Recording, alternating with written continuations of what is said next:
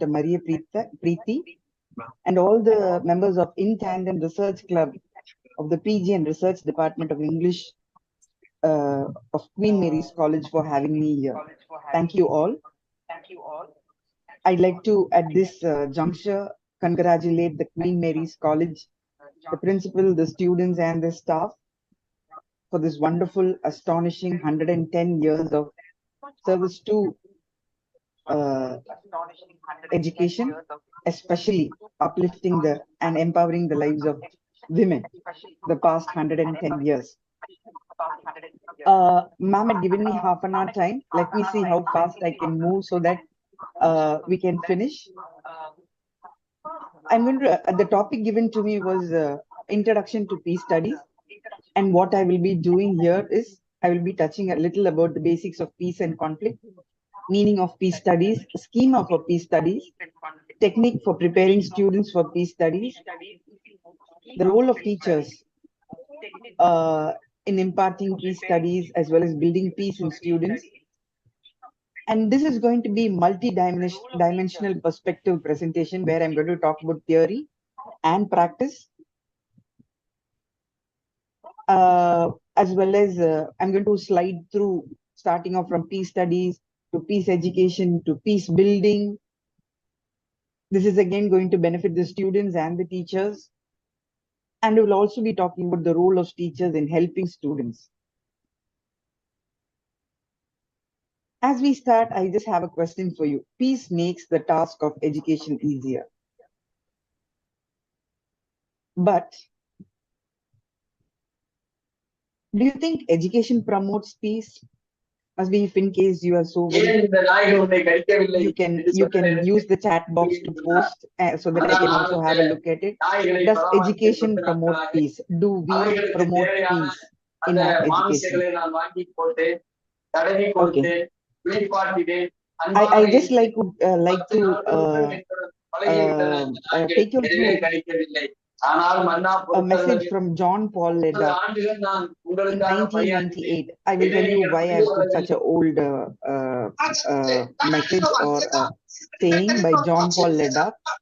So he says each day it seems that our morning papers are splashed with headlines announcing another perplexing addition to the dreadful list of unresolved and violent conflicts. Gruesome, explicit photographs. We saw Armstrong's death, the BHP leader's death. Ma'am, I think somebody's mic is switched on. Can I interrupt if you Yeah. don't mind? Yeah. I would really appreciate if everyone can mute so that ma'am can present the paper. I would really appreciate that. Every time the beauty secret. So,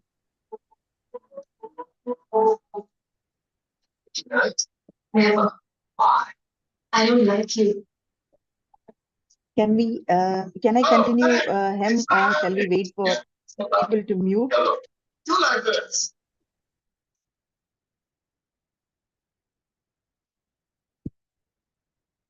Yes. Okay. So Ledak was talking about gruesome, explicit photographs accompany the horrid details of stories of suffering. We are easily left wondering about the future of our globe. At the same time, there are negotiations, proceedings, and peace accords being signed. The combination of extensive fighting and a continual search of peace raises interesting questions about where things stand across our globe nearly a decade since the end of the Cold War. And here we are, 3 decades after, close to 3 decades after John Paul Ledak's remark, we are still grappling with peace. In simple words, what is peace? This is what everybody expects, looks for. Everybody thinks he is at peace, he is happy. Why am I not happy? It is the greatest and highest goal or hope that everyone wishes to achieve personally and expects to be created in society and in the world. So this is definition by Baruch, and he says peace was not an absence of war. It is a virtue, a state of mind, a disposition for benevolence, confidence, and justice. I know I'm talking to a group of English lecturers and researchers, research scholars, But still, I thought to tell you the value of each of these words there. It's a behavior which shows high moral standard. It is a mental condition. It is a usual way of behaving. It is the quality of being well-meaning, kindness. It's a trust or strong belief in somebody or something. It is the fair treatment of people. Okay, the online Merriam-Webster dictionary goes on to say it's a state of tranquility or quiet, freedom from civil disturbances. Nothing is happening around, like people are not frightened to come out of their houses, walk into streets. It's a state of security or order within a community provided for by law or custom. So it is not only at the top level, but it is also freedom from disquieting or oppressive thoughts or emotions and harmony in personal relations. So peace should include, see the context, large-scale systems, groups, relationships, as well as the inner or individual peace. Again, going back to another question, how many people are required to cause conflict? It's a big group, 4 or 5 people, 6, 7 people, or just 1, 2 people attacking each other. We saw the bloodshed. We see this very often happening now. Stabbing. Very recently, a principal at Assam, Bezawada, he's been stabbed by a student for just asking him to bring his parents. Actually, there is one person is enough, or the person's internal self is enough to cause conflicts. Anger, loneliness, aggression. So what is conflict? Collins Dictionary says it is a state of opposition between ideas, interests, etc. It is a disagreement or controversy. One person's idea is being opposed by the other. There is conflict of interest. There is controversy. It is the incompatibility of needs, desires, goals, wants, temperaments, attitudes, and values, which means that the two existing needs, goals, or desires of individual or different groups cannot be fulfilled simultaneously. It is an incompatibility. And it cannot be fulfilled for all. But you know what? Conflict has been natural part of human experience and relationship from time immemorial. With very little memory of whatever I studied, I did my BA English Literature at Stella Maris way back in 95, 98. With that little memory, I would like to recall Chaucer's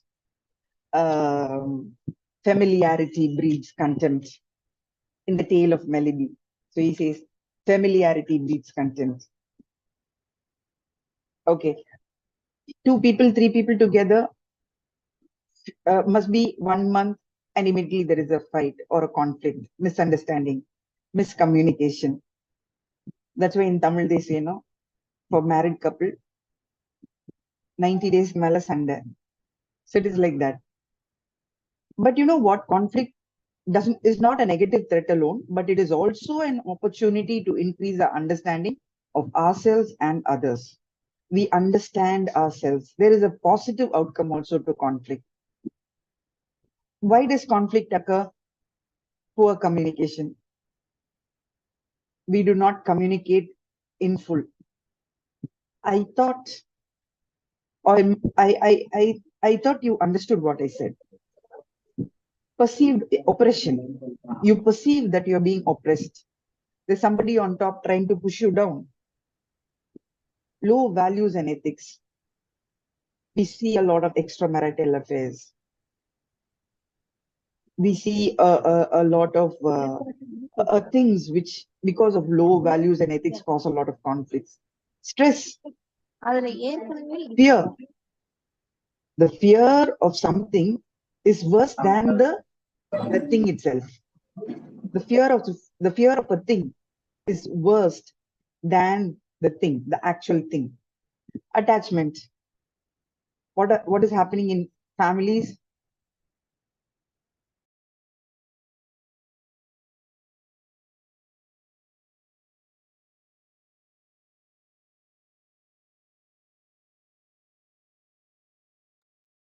Okay. Attachment. So the mother is attached to the son, and she doesn't want to give him away to this new daughter-in-law. The attachment, it causes a lot of problem. Past trauma. Somebody's undergone some trauma. So principal ma'am was talking about these girls who studied at QMC, studying at QMC, who come with a lot of baggage. Misunderstandings. I thought you said this. Misunderstanding. Expectations. And the resources are scarce, and we fight for that.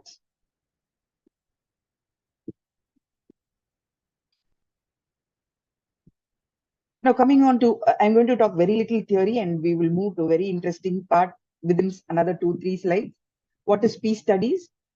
Again, as everybody said, it is a broad and interdisciplinary, intellectual enterprise that analyzes the causes of war, conflict, and violence, and the orientation and approaches to build peace, conflict resolution, transformation, peace building, and non-violence. Even when we were putting up or putting together the curriculum for the diploma in peace studies to be offered at the Center for Peace Studies at Madras Christian College, we were very dicey about the name. Should it be conflict resolution and peace studies, because conflict comes before peace, or should it be peace and conflict resolution? We tell the positive and then the negative. And at last we landed up peace and conflict studies, conflict resolution. Okay, fine. So why I wanted to make a note here is I was talking about conflict here, and first analyzes the causes of war, conflict, and violence, and the orientation approaches to build peace, conflict resolution, transformation, peace building, and non-violence.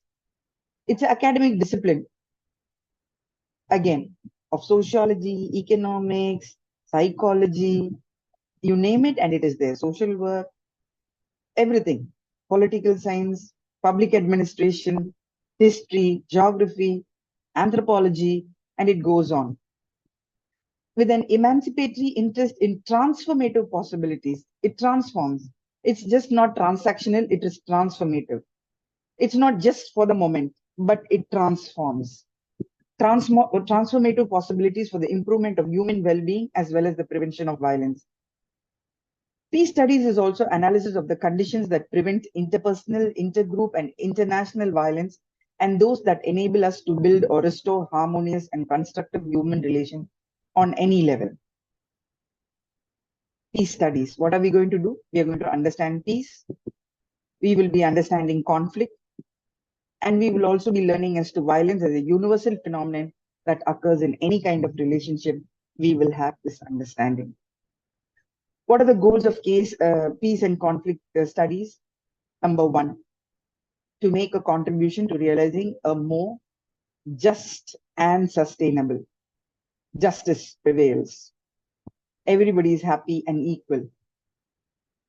To explore the approaches to transform, again, not transactional, but transformational, transform an unjust and violent world into a just and peaceful one in a non-violent way, to contribute to achieving a world wherein people have different or even opposing values, views, or interests, which can resolve conflict non-violently and creatively, and to empower each of us. When I say each of us, anybody moving into the realm of peace studies, peace education, peace building, it empowers each of us to become a future contributor to conflict resolution, peace building on interpersonal, intercommunal, interstate, and global levels. Okay, quickly to take you through what is peace education. It is a part of peace studies. So in peace studies, if you're going to teach theory, there is also the practice part which students need to know. Okay, so peace education is the process of promoting knowledge, skills, attitudes, and values needed to bring about behavior changes that will enable children, youth, and adults to prevent conflict and violence, which is both overt and structural, in the structural level also, at the structural level also, to resolve conflicts peacefully and to create the conditions conducive to peace, whether at an intrapersonal, interpersonal, intergroup, national or international level. Peace education provides people with the means they can relate to themselves, their immediate environment, and the world. Okay, here we are. You see this peace pyramid. So the base is personal peace. The next level is interpersonal peace, the intergroup or the social peace, the global peace, and the final, the peace between humans and the earth and beyond, harmony with nature. All this will definitely lead us to harmony with the sacred source. Okay, so this is the peace pyramid with the base of personal peace. Now, these are the levels of conflict. Concentric circles with individual personal conflicts at the crux or the core. Next level conflict is the relationship, and then to structure, and then to culture. If you see in both of these, the base is the personal peace or the personal conflict. I have a question to ask. Just think aloud. Is it possible to build peace at level 3, 4, and 5 in the peace level pyramid? Is it possible to build peace in 3, 4, and 5? 3, 4, and 5 in the peace level pyramid, and structural cultural levels in the conflict concentric circles. Structure and culture. Is it possible? I know we'd be having mixed feelings as to it is possible, it is not possible, it needs a lot of time, etc., etc. But you know what? It is possible if in case we are able to touch the core, the personal level and the interpersonal level. You all can take a screenshot of this. This is a YouTube video, the Imam and the pastor. Huge levels of structural and cultural changes were brought by these two individuals who let go of a lot of, a lot of conflicts within, so that they were able to achieve the 3, 4 level of peace pyramid and the third and fourth circle of the conflict circles. This is a story in Nigeria, set in Nigeria, where a Muslim imam and a pastor who were at loggerheads because of the structure and the culture there come together and work out possible solutions, and they have reconciled matters there. I'm going to skip quickly. I'm going to take you through this. What is interpersonal peace? War begins in the minds of men. It is in the minds of men that the defenses of peace must be created. Okay, this conflict arises out of your own thoughts, emotions, ideas, values, and predispositions. It can occur when you are struggling between what you want to do and what you should do. Okay, when I say intrapersonal, within oneself, these are the usual conflicts which occur. Poor self-awareness, dissatisfaction with personal experience, poor financial situation, no goals in life, poor time management, poor communication skills, unrealistic expectations, parents' negligence, poor coping mechanisms, poor performance, excessive criticism, bullying, harassment, child abuse, trauma, poor problem solving, poor positive thinking, low motivation, betrayal, poor resilience, and it goes on. To take you very quickly through what is interpersonal peace. It focuses on peace in all relationships between people, so it includes everyday relationship difficulties such as family and marital context, community and neighborhood problems, and harmful interaction patterns. Interpersonal conflict may even occur without one party realizing there was ever a conflict. The other person doesn't understand or know that there was a conflict also. Again, when we talk about interpersonal conflicts, we are talking about personality clashes, competition for resources, authority issues, lack of cooperation, difference of opinion, low performance, low tolerance, low trust, lack of respect towards others, jealousy and envy, harassment, addictions, and it goes on. Here I am presenting, we are moving on to the practical part as to what we need to do. Schema for peace studies. First, you need to give the students knowledge, the theory. Second, you need to bring a change in the attitude of the students. I will explain each one in detail. And then you'll have to develop in students the skills which are required for them to be peacemakers, be peace builders, to be at peace. Okay. Knowledge. Give them knowledge on direct, structural, and cultural violence. Give them knowledge on the theory part, okay? Knowledge on causes and dynamics of violent conflict. Please tell them about human rights. Human rights violation leads to a lot of conflicts. The UDHR, the Universal Declaration of Human Rights, the UNCRC, the CEDAW, child rights, women rights, migrant rights, torture, uh, convention against torture, etc., etc.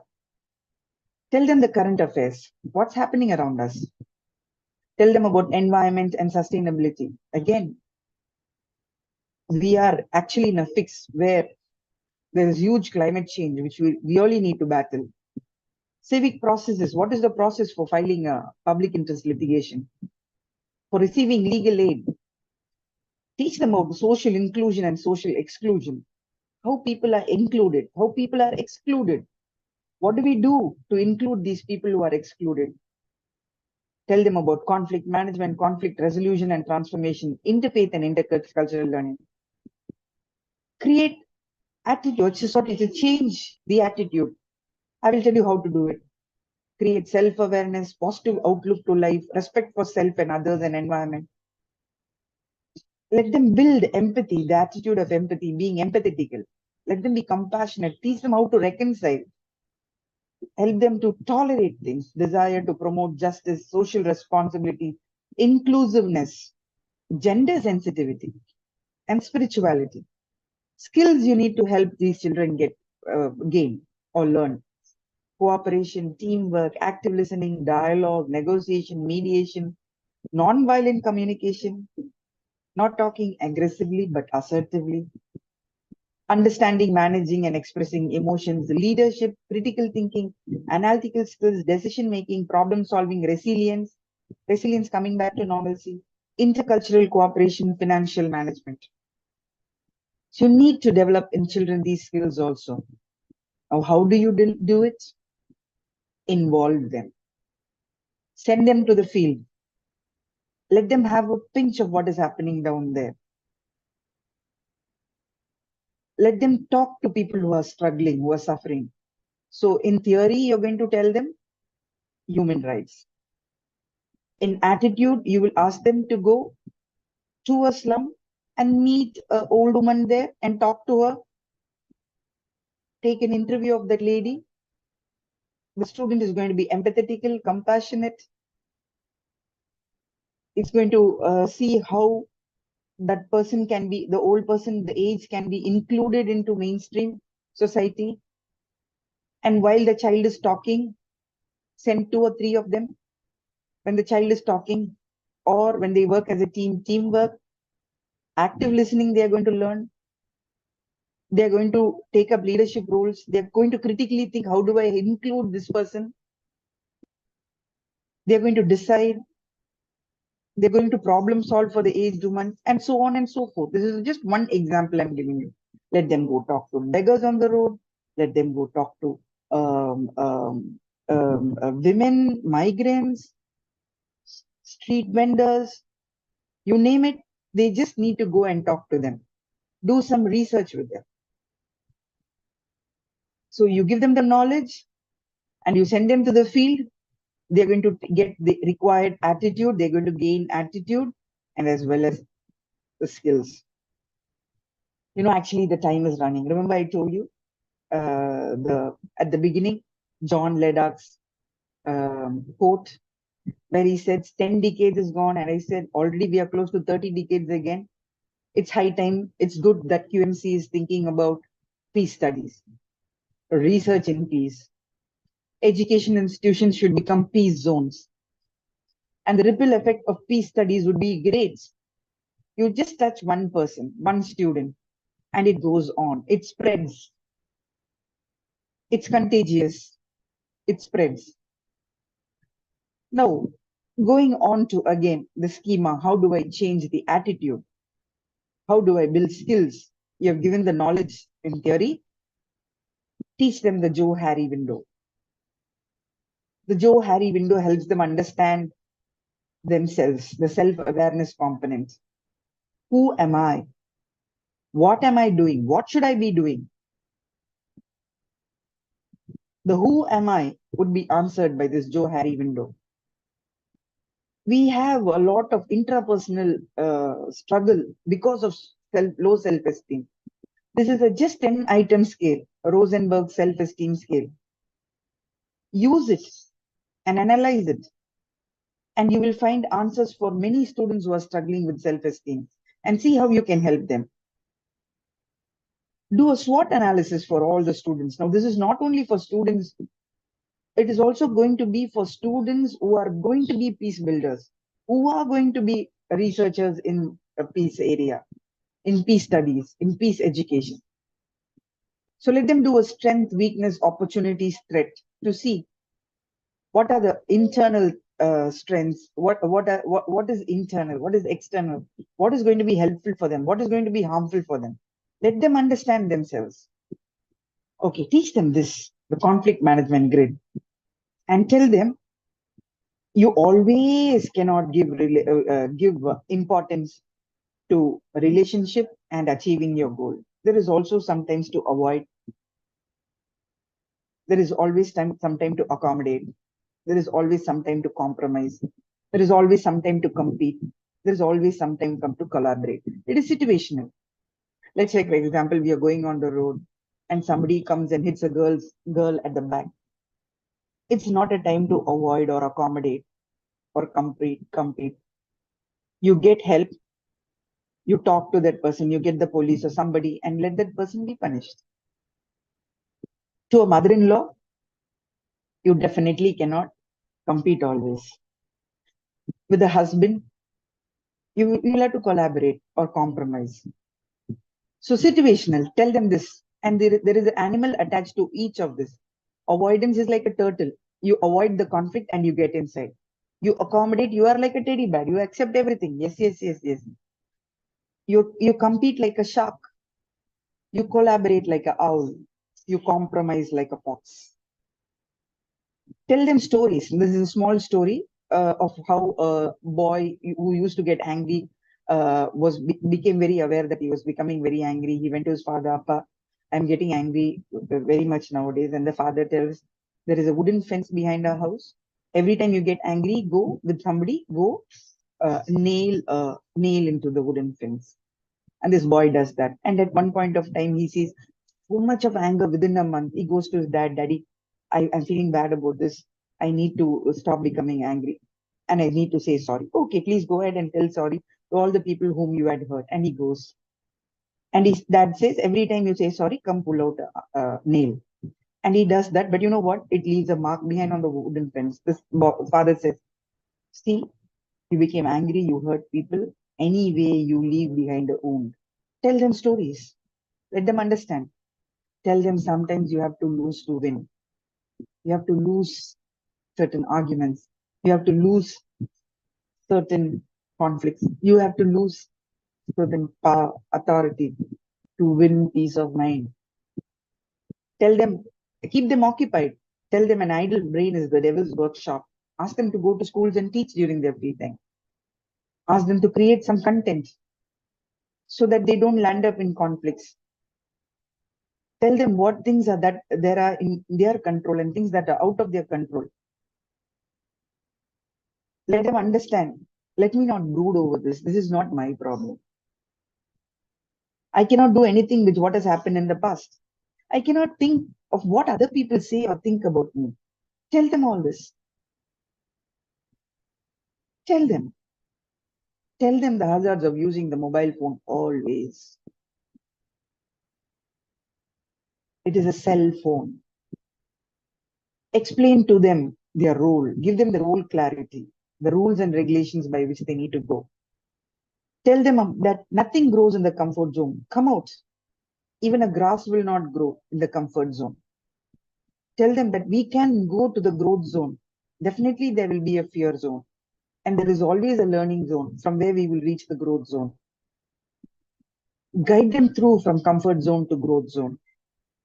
Help them. Let them live their dreams. Teach them communication skills. Again, why we are talking all this, I want to reinforce.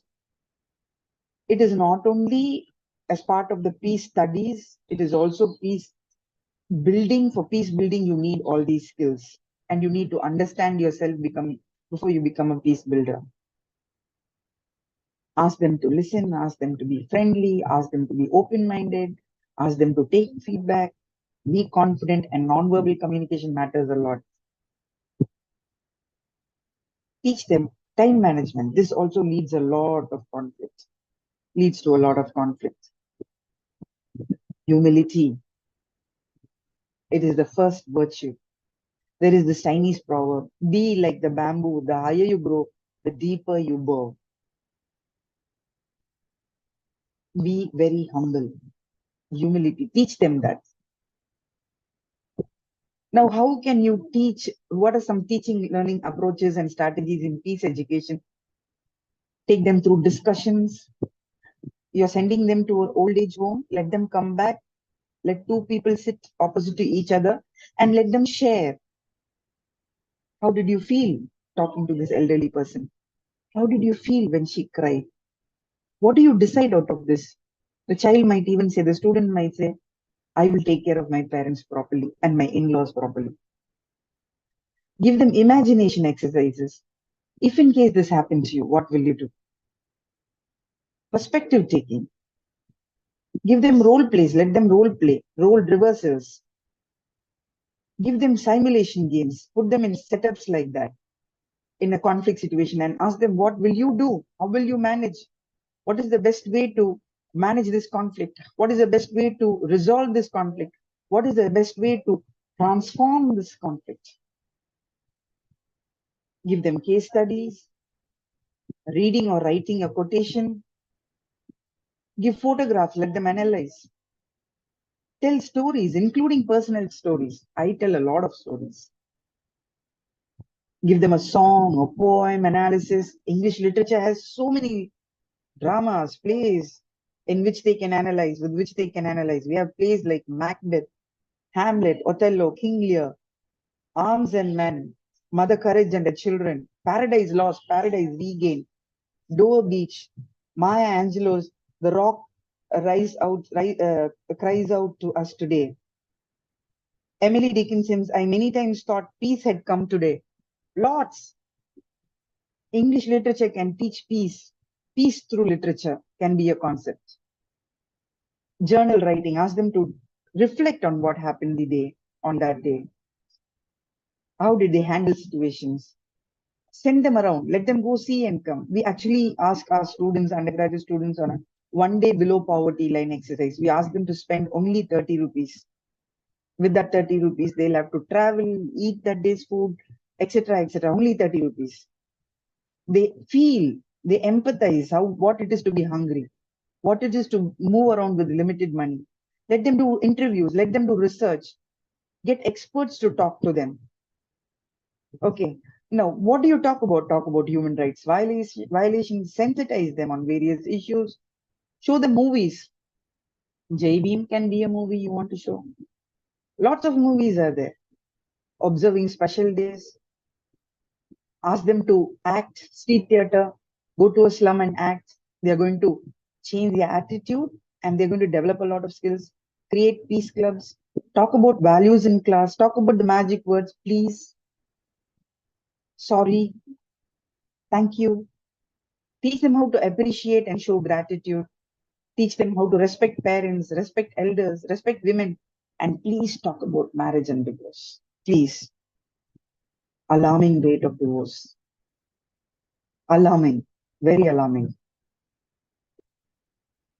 Okay. What should I do as a teacher? It's not my problem. Sorry. It is our problem, definitely. This is a small story. Okay, I'll skip this and we will go forward. Please take a screenshot if you want. This article is there on the internet. It's an article published in 2019 as to how teachers can be peace educators. Teachers, we have multiple roles. I want to close with this. Okay, let me take you through this very quickly. A great teacher is a peace educator by instinct. She is self-aware. She teaches students to reflect introspectively and to be sensitive. She nurtures self-expression, listening and dialogue, and affirms empathy. She's honest and open to learning and supports critical thinking and questioning. A great teacher raises a generation of proactive, compassionate citizens with democratic values. A great teacher embodies, learns, and teaches peace every day. I wouldn't say I'm a hardcore feminist. Don't ask me why you use she everywhere. Felt like, and I added that. I'm going to tell you a story, and with that, we are winding up. This is, I hope you know the hummingbird, the smallest bird in the world. One day it was lying down on the floor ground with its two legs lifted up like this towards the sky. There was a big, huge elephant. We know the hugeness of elephant. It was walking down and it told the hummingbird, stupid hummingbird, why are you lying down on the ground? By mistake, if in case I had stamped you, what would happen? And the hummingbird said, you know what? People were saying that the sky is falling. So I'm putting my 2 feet up to stop the sky from falling. We don't expect our children to know and discover the principles of calculus on their own, but some of us would give them no guidance when it comes to ethics, morality, and values. Let's do our part and be peace builders. God bless. Thank you. Any discussion?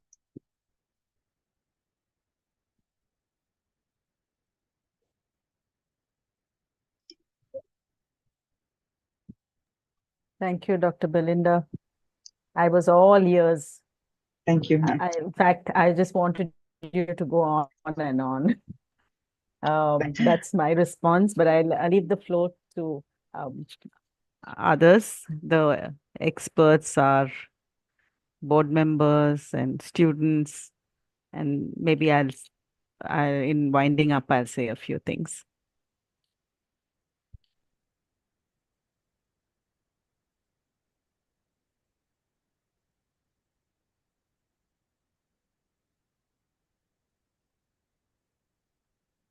Srilata ma'am, you there? Yeah, I was trying to unmute. Okay. I think thank you for setting the tone for this year's deliberations, Dr. Belinda. I've not seen you before, neither have I known, but I'm so happy that you are there in the group for setting this. I think you've given us almost all the deliberations this year will be based on what you have said. It's a positive thing that we started with peace studies. So, because when we say peace, it always war and conflicts and all the rest are there in the background. So it is for us to resolve those, and all literary works. I think most of the literary works and award-winning works, I think they deal with this. So not only literary works, we deal with many things here. So we have not purely literary works, but as you said, it is teachers like us who can inspire now we've all we are on the other side. We can inspire the younger generation to propagate what we call peace in the world, because this is entirely political. I think we are into the world of politics with this. Of course, we deal with all kinds of politics and all kinds of in research, but I think this time we have active politics. I think in the studies that we are going to, the interdisciplinary studies that we will be taking up this year. All of this. Thank you.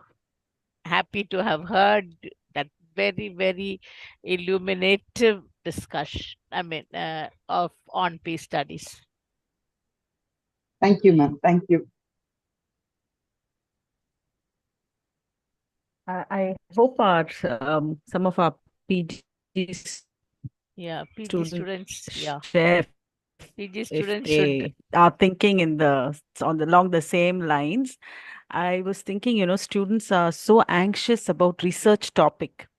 I think this is one topic which can be a very meaningful, soulful study where they don't have to feel anxious and they can feel that they're doing something with purpose and not that they have to learn very difficult concepts, deconstruction, post-structuralism, this, that.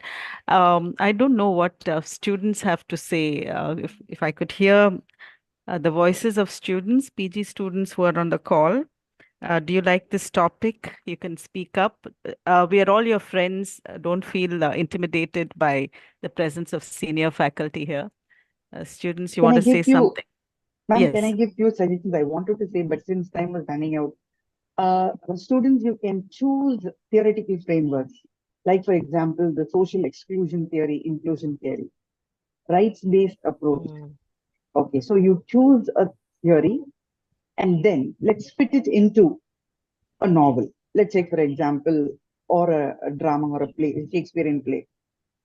And then you analyze how people are excluded. What are the human rights, rights-based approach? What are the rights which are being uh, violated? You can take the autobiographies of peace builders. In fact, Mother Teresa, Mahatma Gandhi, Rabindranath Tagore, Desmond Tutu, Nelson Mandela, Abraham Lincoln. Analyze how they have transformed. In fact, I showed you a video of, I just put up the link there, the Imam and the Pastor. Please watch it. You can talk about how arts can, I hope I can give some ideas, ma'am. I hope the student will not get stuck to these topics, but yeah. That's what we want. Okay, okay, ma'am. Please do. That's Yes, what ma'am. we want. Yeah. Yeah, ma'am. So you can use how art helps in building peace. How does you just do Just a a small? moment, I'll interrupt. Someone, can you text? Can you put in the chat box as ma'am is telling so that the students can take it down? Yeah. Okay. Yes, ma'am. Yes, ma'am. So Thank you. analyzing autobiographies, a particular author's plays or novels, seeing what are the conflict resolution methods, conflict transformation methods. You can look at some movie which is about peace, and then link it to a novel or a drama. Look at theory. I just want to repeat this. This is very important because I always tell my PG students, use a theoretical framework. Let your research be based on a theoretical framework. Women's empowerment models are there. Pincus and Minahan. Please take that. See what they are telling. Fit it into a feminist novel, Virginia Woolf. I hope I'm remembering names properly. Far long back. Uh, uh, it must be. You can look at. Oh, you're doing great. You're doing great. Thank you, ma'am. Feminist novel, etc., etc. And the Rosenberg scale. You take it to children and analyze and see how you can help. Lead a lot of. I remember Uncle Tom's Cabin, Mulkraj Anand's Untouchability, and it goes on. The subaltern literature. Take one particular Tamil novelist or a dramatist and analyze his work. So much. Anything and everything is peace. Anything and everything is peace. There's so much to discuss under the sun in the area, in the realm of peace.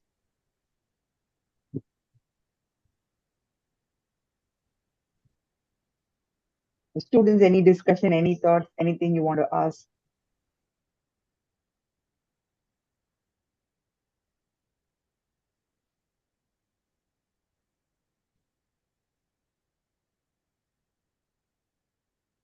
Madam, environment is also a political theme today. So how would you, I mean, we have those, we have been dealing with it in interdisciplinarity, but as part of peace studies, how would you put in these environmental conflicts that we have? Ma'am, there are a lot of issues related to environmental conflict. If in case it's related to people, when I say people, I'm talking about displacement, the internally displaced people.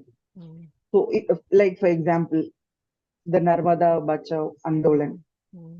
So, what was the strategy used by Medha Patkar Mm. when she worked for the IDPs there? Mm. How was the livelihood lost? Then let students go choose a book which is based out of forest or the stage set, or I'm not sure whether I'm saying the right words.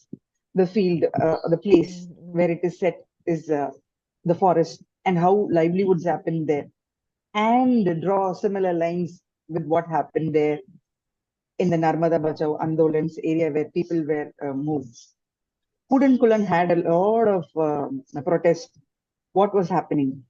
The Sterlite Corporation. Okay, all said and done, these type, as well as the climate change by itself, life on water, life on land, and we definitely can do research. In fact, in my the peace pyramid which I showed, the topmost part is with the environment. It is the pinnacle. We definitely need to do something. You can do small applied research, plastics, collect waste, and see with that, based on that, what can we do. And in fact, it is not only social sciences, humanities, and arts which are related to peace. It is also sciences. When I went for the MPI workshop, I had a friend from Bishop Evo College from the physics department, and he published a paper after we came back from MPI. He wrote a paper on science and peace. So there is scope for that also, science and peace. So, in fact, everything under the sun Yes. can be studied. Mm. Have I answered you, ma'am? Yes, you have. You have. Thank you, ma'am. We've dealt with environment, but man versus environment. I mean, that would be nature, man versus nature. Most of the time, that's what comes up. Yes. Right. We haven't come. I don't think we have specifically dealt with this politics of the environment. Yes. So far, these 3 years have passed where we did have chances. I think almost every year we had one or two of those.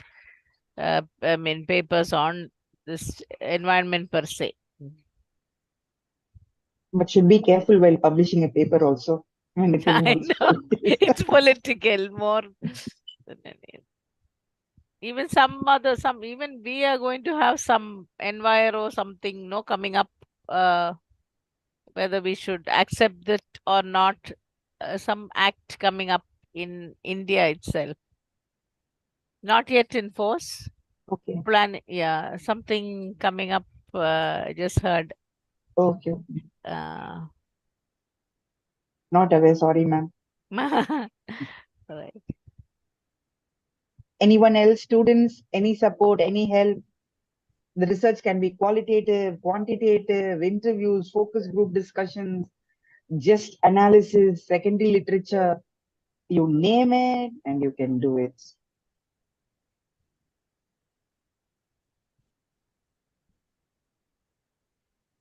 Yeah, before we Yes, close, Mrs. anyone have any, if you can even um, share what you felt about the presentation. Um, Feel free to express yourself, students and participants, young faculty from other colleges. I can see a few of you here.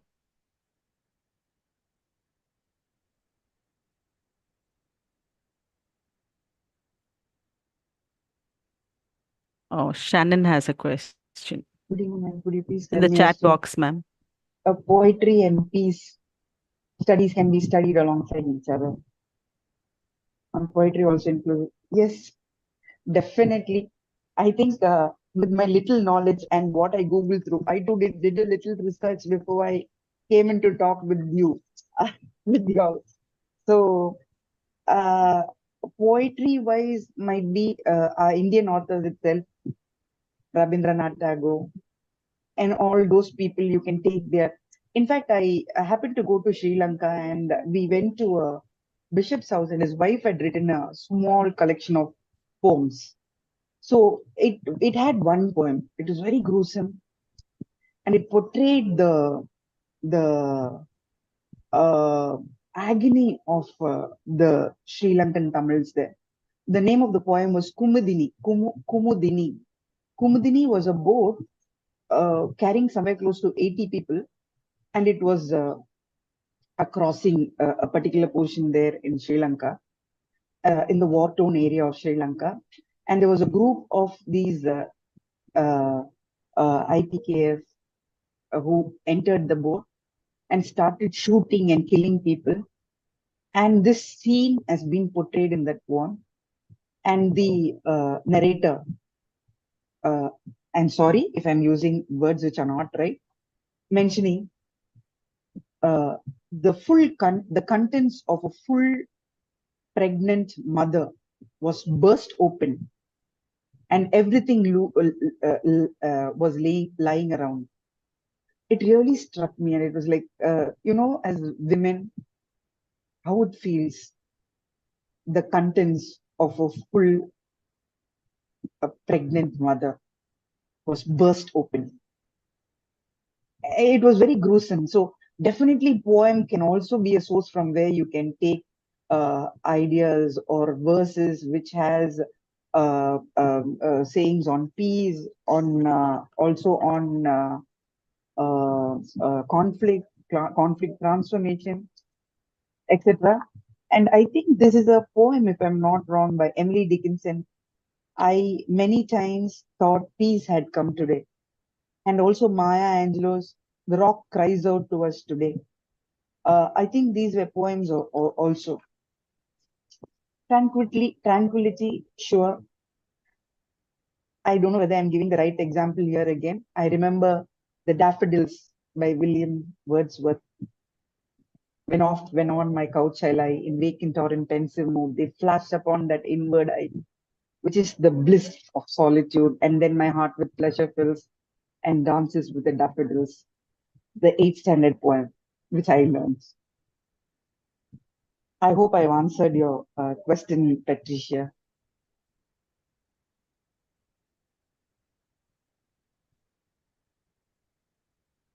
Mary Oliver's poems, Raina Milker, Maria Raina, what's his name? Maria Raina Rilke, Maria.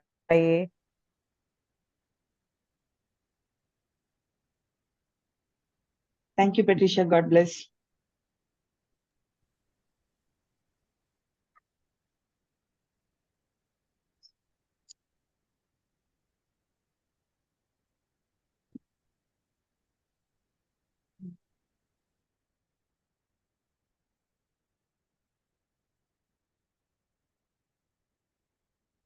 I'm just giving you the name of a poet.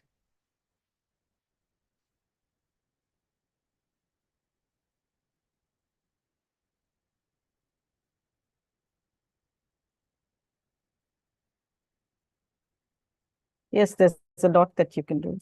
So I think there's been quite a lot of firing on the mind, and we can close for today if there are no more questions, observations, comments. Irangumle? Yeah.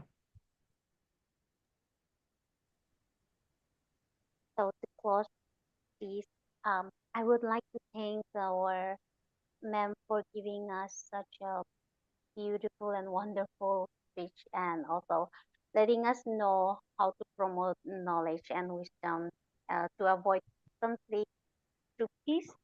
And I personally uh, like something about so much that you say that peace begin within ourselves, then the family and the society, which is really beautiful uh, line. Then it's a wonderful message for me personally, ma'am.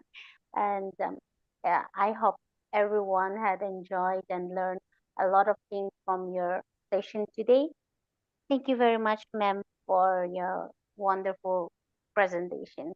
To end up with our sessions, I would like to invite Nancy for the national anthem.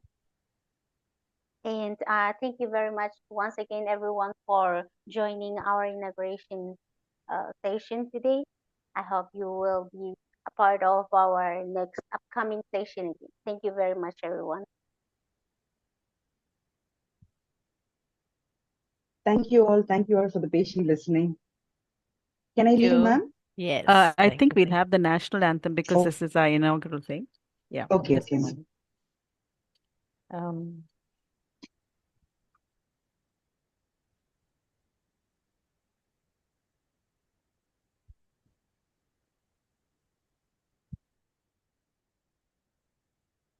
Nancy, can you share?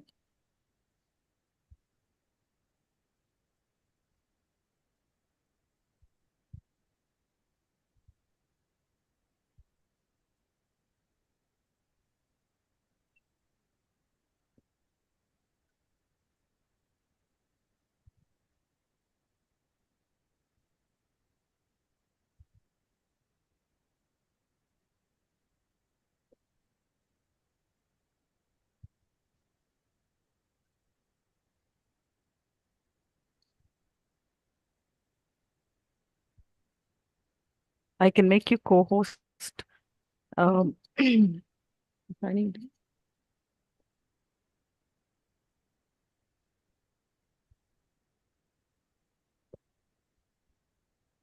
I'm so sorry because of this sudden change of links and all that.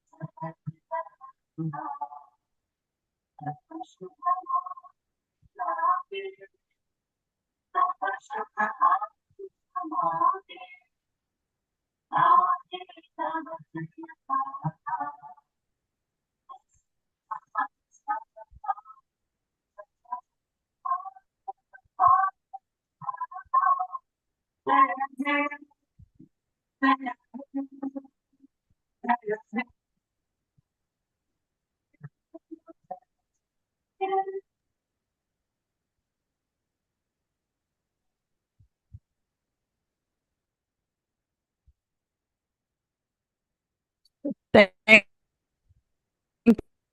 you, Edna. So I'll close the meet. Thank you. Thank you. Thank you, ma'am. Bye, ma'am. Thanks for the Bye, bye, opportunity. bye. Thank you.